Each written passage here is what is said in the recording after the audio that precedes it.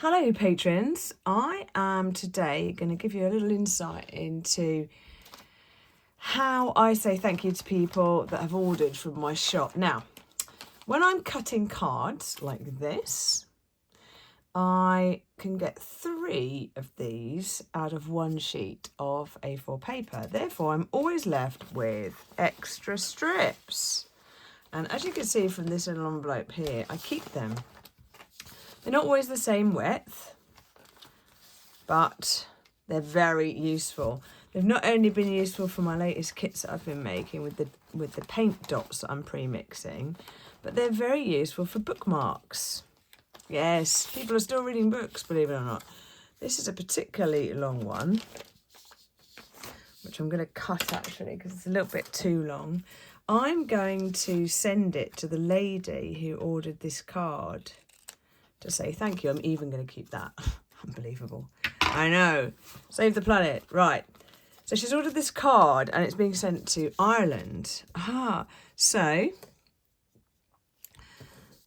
it's ended up costing her in tax and postage. So I'm going to make her a lovely bookmark. And I'm just hoping this might inspire you. It's made from a piece of paper that I didn't really need, but it's going to make her day, I'm rather hoping. I'm just going to mix, I'm doing a little bit of a watercolour strip here. I've got the paper wet, and I'm just going to add a couple of colours there. You can see how it is. I'm just going to clean it in between on the piece of paper towel there. What other colour should we have? Red. Okay, and that's, as you can see, the watercolour's kind of mixed there. I'm not sure about that weird bit in the middle. Sometimes you have to have the patience to wait and see how it comes out, which I don't always have. So let's just add that in there, make it a bit more multi.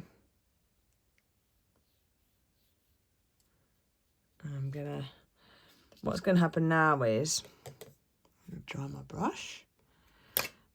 You can see the paper has bumped like that, and it will continue to do so as it dries. When it's dry, I can flatten it completely, and on the reverse side, I'll do it on another sheet so you can see what I'm going to do. I've got a handy little stamp here, which I use I had it custom made on Etsy, and I use it to stamp all my cards because I once thought, hey, you know, I signed the front. Why would I want to sort of put something on the back as well? And then I realised I heard a story about a woman who's trying to find who I was, and she didn't know, and there was just a tiny little signature on it, and she had no idea. Of course, now if you Google Pictoria, I come up, which is handy. So on the back of this, when this is dry, I'm going to stamp it, and I'm also going to use one of these to do something else. So tune in for my next video where I'm going to show you what I've done with this. Look at that.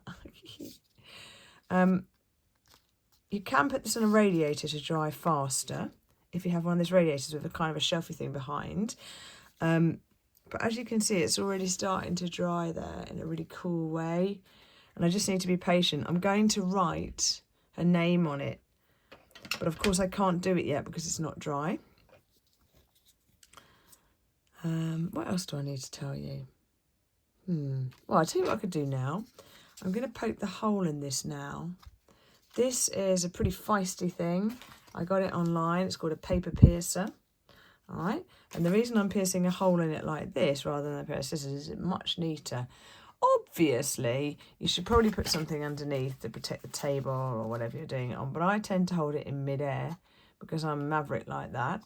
And I'm just going to push that through there in the centre. See that?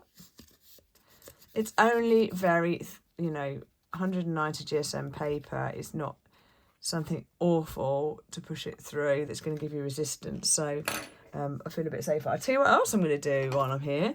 I'm going to round the corners. A lot of people talk to me about this.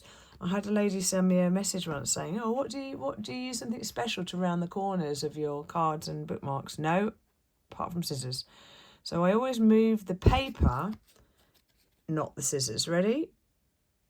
And as I twist the paper as I clamp the scissors together. When you do both at the same time, it gives a less good result. Ready? Okay. And it's really weird to do it and explain it at the same time. And I move the paper so that you're left with these sort of rounded edges. And I always think that gives a better look. See, look how it's drying. It's still a bit woohoo. So tune in for my video next time. Maybe this will inspire you to get doing some paint. It's basically wet on wet. What you can do, I'll show you on another piece actually. There's another way you can do this. Look at that, that's a crazy piece. I'll tidy that up afterwards. Another way you can do this is to wet the paper first, like that. See, just lay a bit of water on like that. And then fetch your colour, okay, and drop it in. Ooh, not quite enough there. I'm using gouache today. Sometimes I use watercolour. Always clean your brush in between. Otherwise you'll get colour that you don't want on there. Ooh. This will be a mini bookmark. Send me a message if you'd like to have this. I'll send it to you with your name on it. There you go. And that's, I'm going to make that just a bit stronger, show you what happens. I'm going to get a bit more paint on there, look. See what happens if you're really going wild with it. And you can also pick it up and move it about. Ooh. And it's still wet on top, and as it dries, it will sort of like buckle a bit, but it will shrink back. And the reason that I've carried on and done something else for you is I want to show you this is still drying as we speak, and it's going a bit lumpy like that. But once you press it in a book, it's completely fine. So tune in for my next video, and I'm going to be showing you how I do the name on it, finish it off, and add a couple of finishing touches.